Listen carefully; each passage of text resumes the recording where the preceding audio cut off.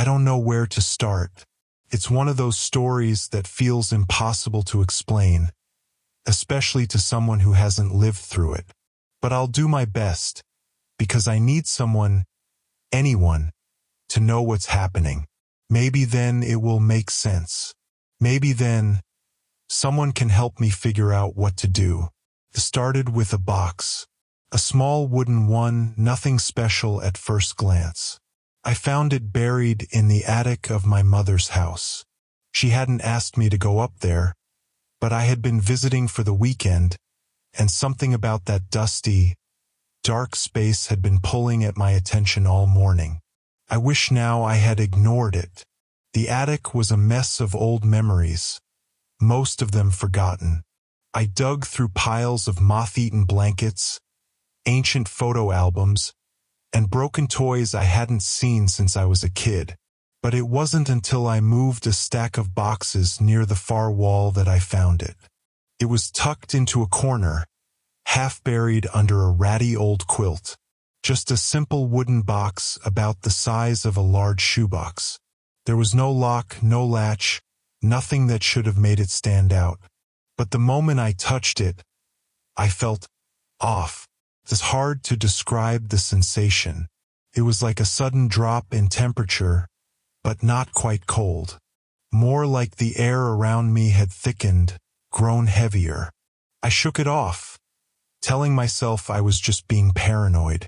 I've never been a fan of attics. Too much dust, too many shadows. I took the box downstairs and showed it to my mom.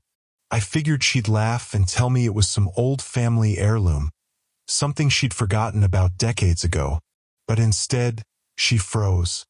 Her face went pale, and her eyes widened in a way I had never seen before. "Where did you find that?" she asked, her voice barely a whisper. I told her. I explained how I had found it under the quilt in the attic, thinking it might be something important. She didn't respond at first, just stared at the box as if it was something dangerous, something that shouldn't exist. "I thought I got rid of that," she finally muttered, mostly to herself. That's when I started to get uneasy. My mom was always the practical one, the grounded one. She wasn't easily rattled, and she never kept secrets. But this box, whatever it was, had shaken her. When I asked her what it was, she just shook her head and told me to put it back, to leave it alone. Of course, I couldn't. I had never seen her like that before, and it bothered me more than I cared to admit. I figured there had to be some kind of explanation, something simple that I could understand. So later that night, after she went to bed, I took the box out again. I know it was stupid. I know I should have just listened to her. But curiosity got the better of me. The box was heavier than it looked, its wood smooth and worn with age. I turned it over in my hands, looking for any sign of what might be inside. But there was nothing, just plain dark wood. No markings, no keyhole, no clues. But it didn't seem locked. I could feel the lid shift slightly under my fingers as I tried to pry it open. When I finally managed to lift the lid, it wasn't what I expected. There were no treasures, no family heirlooms, nothing that would explain why my mother was so scared of it. Just a bundle of yellowed papers, tied together with a thin black ribbon. The paper looked old, but there was something about the way they were bound, something that made me feel uneasy again. I pulled the papers out and unfolded the first one carefully. The handwriting was unfamiliar, cramped and shaky, like someone had been in a hurry when they wrote it. The ink was faded, but I could still make out the words. It was a letter addressed to my mother. I won't tell you exactly what it said. Not yet, anyway. I'm still trying to figure out some of it myself. But it was enough to tell me one thing. My mother had been hiding something big. And whatever it was, it had started a long time before I was born. I spent hours reading through those letters, piecing together fragments of a story that didn't make sense. They were full of strange references to people I didn't know, events that sounded like nightmares more than memories. And at the center of it all was the box. Over and over, the letters mentioned it, always in vague, unsettling terms. They called it the key or the burden, but never explained what that meant. By the time I finished reading, it was well past midnight, and I was more confused than ever. I had half a mind to wake my mom up and demand answers, but something stopped me. It was like an instinct, something telling me that whatever I had stumbled upon, I wasn't ready to understand it yet. The next morning, I found my mom in the kitchen, already dressed and drinking coffee like nothing had happened. I wanted to ask her about the letters, about the box, but the moment I opened my mouth, she cut me off. "I don't want to talk about it," she said, her voice calm but firm. "Just leave it alone. Please." It wasn't a request. It was a warning. And for a moment I considered listening. But I couldn't shake the feeling that there was something more going on, something she wasn't telling me. So I kept the letters. I tucked them away in my suitcase before she could see, and I left later that afternoon, pretending like everything was normal. But things haven't been normal since. Not for her and definitely not for me.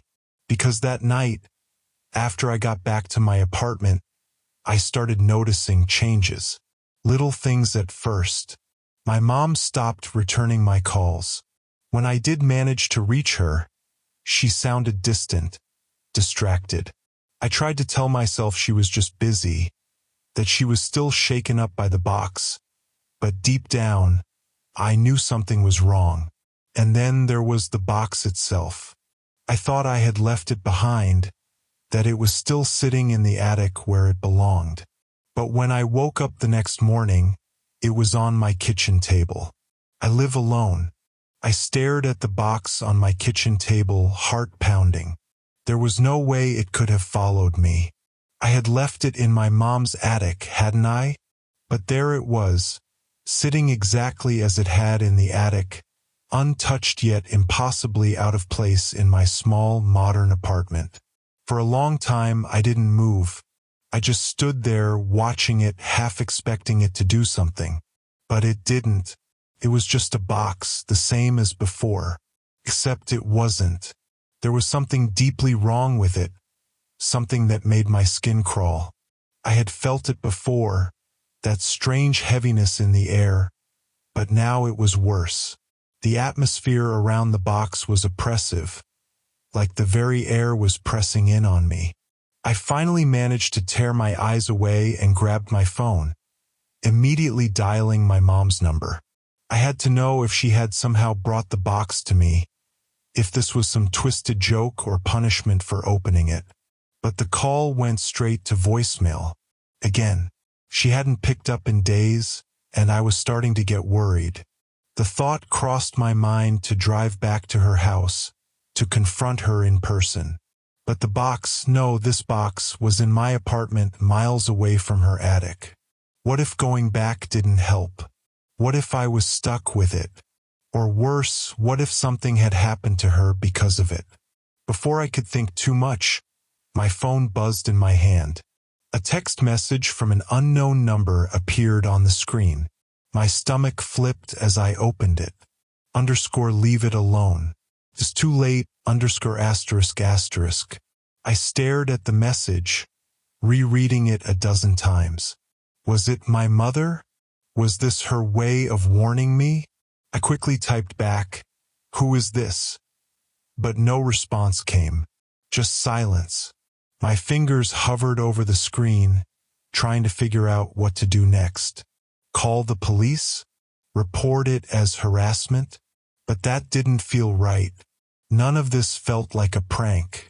It was more like a threat. I could feel a knot tightening in my chest as I glanced back at the box.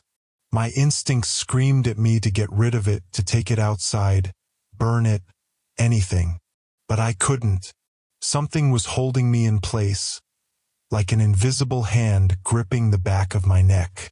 I knew deep down that whatever was in that box, or tied to it, wasn't going to leave me alone.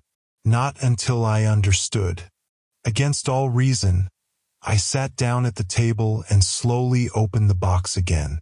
This time, the papers were gone. The stack of old letters, the ribbon that had bound them. All of it was missing. Instead, there was a small, folded piece of paper resting on the bottom, yellowed with age but somehow more fragile than the others. I picked it up with trembling hands and unfolded it. There were only a few words, scrawled in the same shaky handwriting as before. She's not your mother anymore, A chill shot through me, the kind that settles deep in your bones. I wanted to drop the paper, throw the box across the room, but I couldn't. The words played over and over in my mind, like a broken record. She's not your mother anymore. I stood up, the chair scraping loudly across the floor as I shoved the box away from me. I grabbed my jacket and keys without thinking, my body on autopilot. I had to go back. I had to see her. The drive to my mom's house felt like a blur. I barely remember anything except the growing sense of dread in the pit of my stomach. By the time I pulled into her driveway, the sun was setting, casting long shadows over the lawn. The house looked the same as always, quiet and unassuming. But something felt different. I walked up to the front door and knocked, my heart racing in my chest. There was no answer. I knocked again, harder this time. Still nothing. My hand hovered over the doorbell, but before I could press it, the door creaked open just a few inches. It was dark inside, too dark for this time of day. The hair on the back of my neck stood up as I slowly pushed the door open wider, stepping inside. "Mom," I called out, my voice shaky. "Are you home?"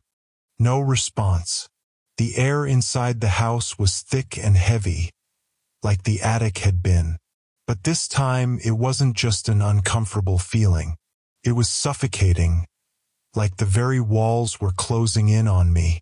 I felt a cold sweat forming on the back of my neck as I made my way through the house, checking room by room. Each one was empty, but the sense of being watched never left me. When I reached the kitchen, I froze. The box was on the table, the same wooden box, sitting there as if I had never taken it with me in the first place. And next to it, slumped in a chair, was my mother. At least it looked like her. But something was wrong. Her head was tilted at an odd angle, her hair disheveled and covering most of her face. She wasn't moving. I called out to her again, but she didn't respond. I took a step closer, and the air grew even colder. "Mom," I whispered, my voice barely audible. She shifted slightly, her head turning just enough for me to see one of her eyes. It was glassy, unfocused, as if she wasn't really seeing me. My heart pounded in my ears as I took another step forward. And that's when I realized what was wrong. Her hands. They were gripping the edge of the table, knuckles white, but they were twisted, misshapen, as if the bones had been broken and never healed properly. I gasped, taking a step back. "Mom," I repeated, my voice shaking. "What's going on?" Slowly, so slowly, she turned her head fully to face me. Her face was pale, almost gray, her lips cracked and dry. But it was her eyes that terrified me the most.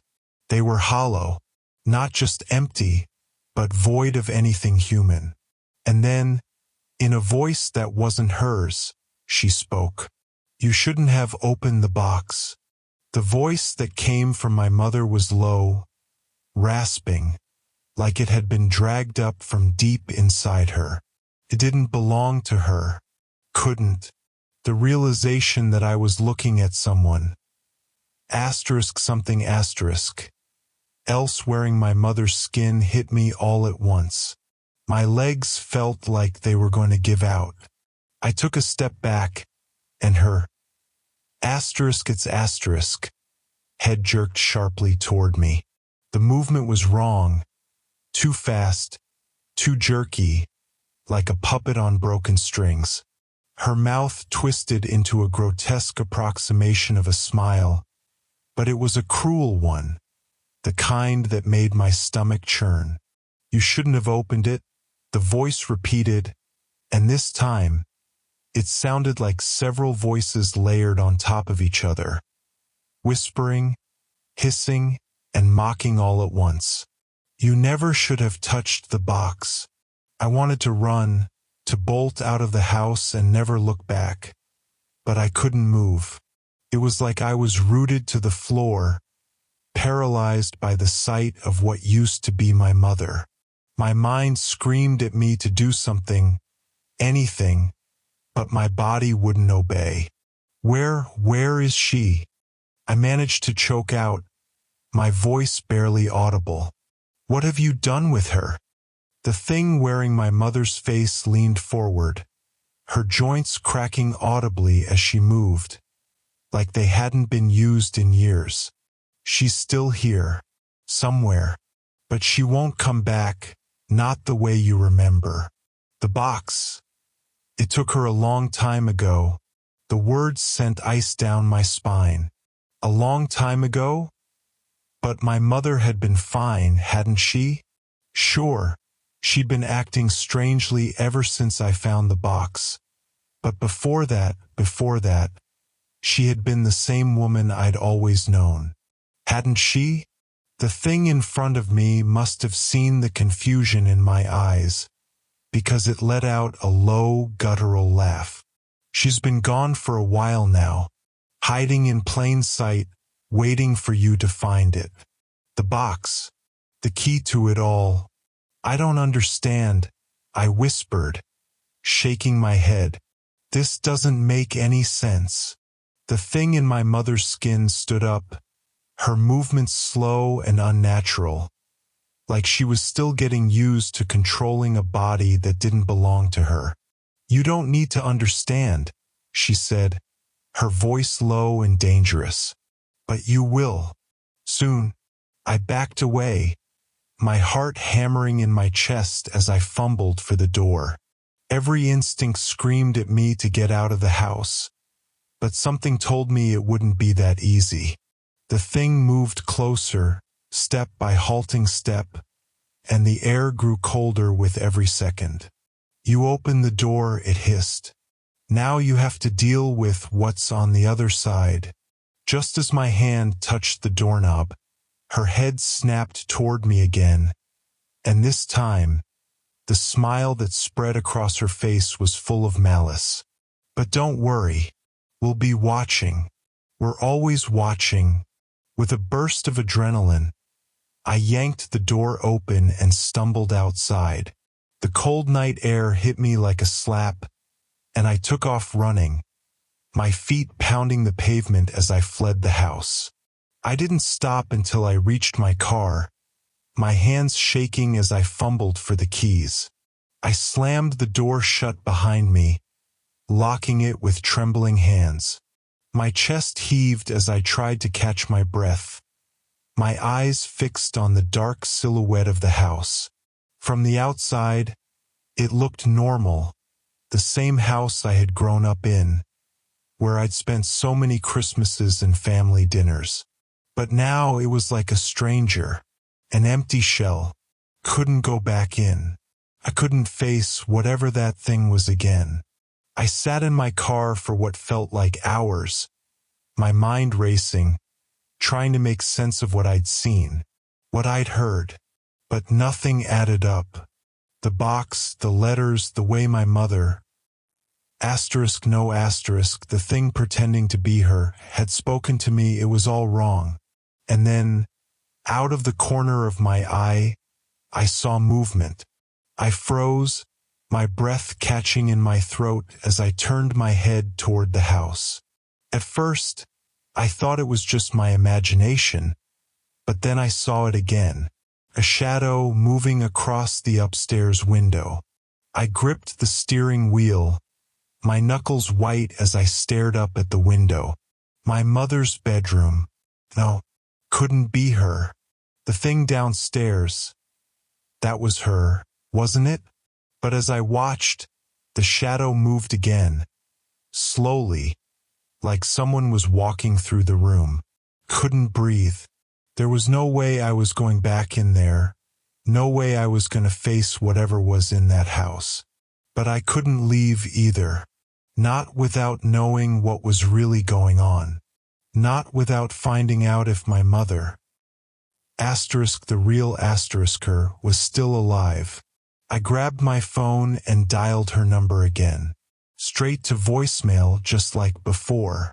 I cursed under my breath, my mind spinning with panic and fear. And then, just as I was about to hang up, something clicked on the other end. Hello! It was her voice. My real mother's voice. My heart leapt in my chest. Mom? Is that you? Where are you? There was a long pause. Too long. And then, in a voice barely louder than a whisper, she said, "Don't come back inside. It's not safe." My blood ran cold. What do you mean? Where are you? Another pause and then, I don't know. I've been trying to keep it away, but I'm so tired. It's been so long. Mom, I'm coming in to get you, I said, gripping the phone tighter. Tell me where you are, and I'll come find you. No, she whispered. It's too late for me. But it's not too late for you. You need to leave. Now, before it finds you. The line went dead. I stared at my phone, my pulse racing in my ears. What the hell was happening? My real mother was somewhere in that house, hiding from what? From the thing wearing her skin? I couldn't leave her. I couldn't just drive away and pretend none of this was real. But I also couldn't shake the feeling that whatever was happening inside that house was far beyond anything I could handle. I glanced back up at the window, but the shadow was gone. I had a choice to make. Either I went back inside and risked everything to find my mother, or I drove away and left her behind. But as much as I wanted to, I couldn't run. Not yet. I had to know the truth, and I had to get my mother back. I stared at the dark house, my hand gripping the car door handle so tightly that my knuckles ached. The quiet stillness of the neighborhood pressed in around me, suffocating. My mind screamed at me to drive away, but I knew deep down I couldn't. Not with my mother's last words ringing in my ears. It's too late for me, but not for you. I had to go back in. Taking a deep breath, I forced my shaking hands to release the door handle, stepped out of the car, and made my way up the walkway. Every step felt heavier, the cold night air biting at my skin, but I kept moving. The front door was still slightly ajar, just as I had left it, a yawning black hole that seemed to beckon me in. The house felt wrong. More than wrong, it felt alive, as though the walls were breathing, watching. I pushed the door open wider and stepped inside, the darkness swallowing me whole. The air was thick, oppressive, and that same heaviness from the attic clung to every surface. My stomach twisted as I walked through the familiar rooms, each one now tainted with the sense that I was being watched. I reached the kitchen, and there it was, the box sitting exactly where I had left it. Next to it, my mother's vacant body remained slumped in the chair, or what looked like her. The creature in her skin had disappeared, leaving behind only a hollow shell. My hand hovered over the box. Everything about this nightmare started with it. Whatever was controlling my mother or whoever was connected to this damn thing. I needed to understand it, to know what had taken her. With trembling fingers, I lifted the lid one last time. This time, there was something different inside. A single photograph, old and yellowed with age, showing a young woman standing in front of an ancient-looking house. I recognized her immediately. My mother, but younger, no older than I was now. And behind her, in the shadows of the house, I could make out faint figures, blurred, as though they didn't belong in the image. There was something written on the back of the photograph, scrawled in the same shaky handwriting as the letters. "We are never truly alone." A sudden creak of floorboards behind me snapped my attention away from the photograph. I spun around, my heart leaping into my throat. Standing in the hallway at the far end was my mother. But this wasn't the twisted creature that had sat in the kitchen. This was her, pale, gaunt, and weak, but unmistakably her. Her eyes, though sunken and hollow, were filled with the same warmth I had known my entire life. "Mom," I whispered, taking a tentative step toward her. "Is it really you?" She nodded slowly, her body trembling as if she could barely stand. "I don't have much time," she said, her voice weak, but hers. "It's been holding me, keeping me trapped in the shadows for years." I swallowed hard, trying to make sense of it all. "What is it? What's been doing this to you?" Her eyes flicked to the box on the table. "It's not the box itself. It's what it's connected to. A doorway, passage to something older, darker. It wants you to." The weight of her words pressed down on me, suffocating. "Why didn't you tell me?" "I tried to protect you," she said, her voice breaking.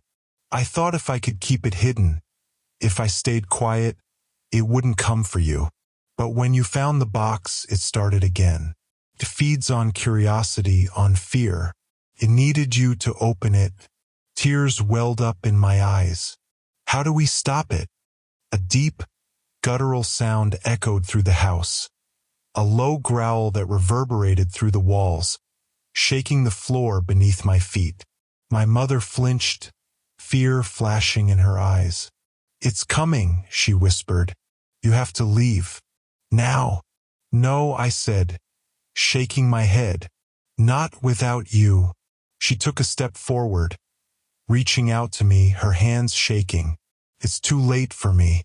The moment you opened that box, it was already inside. It's been inside me for years, feeding, waiting. I'm not leaving you," I shouted, my voice cracking as panic surged through me. The growl grew louder, closer. The walls seemed to warp, bending and twisting as something unseen moved through the house, circling us.